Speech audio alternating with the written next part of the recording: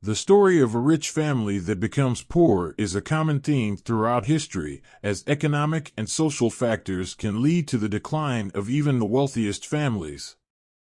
One famous example is the Vanderbilt family, who were once one of the richest and most powerful families in the United States.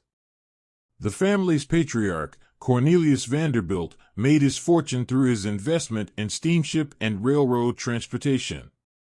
By the end of the 19th century, the Vanderbilt family was worth an estimated $200 million, which would be equivalent to billions of dollars today. However, the Vanderbilt family's wealth declined rapidly in the early 20th century.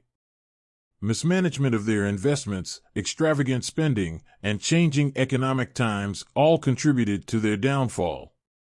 By the 1920s, the Vanderbilt family had lost much of its fortune and struggled to maintain their lavish lifestyle.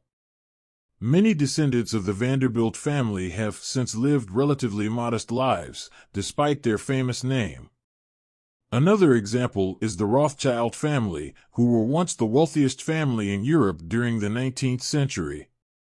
The Rothschilds made their fortune through banking and financing wars for European governments. However, the family's wealth declined after World War I, as many of their assets were seized by governments and their influence waned. While the Rothschilds are still considered wealthy by most standards, they no longer hold the same level of power and influence they once did. In more recent times, the collapse of the housing market and financial crisis of 2008 led to many families losing their wealth, as their investments plummeted and homes foreclosed. The story of the Lehman Brothers, a once powerful investment bank that declared bankruptcy during the crisis, serves as a cautionary tale of how quickly fortunes can change. Overall, the history of rich families becoming poor is a reminder that wealth is not always permanent or guaranteed.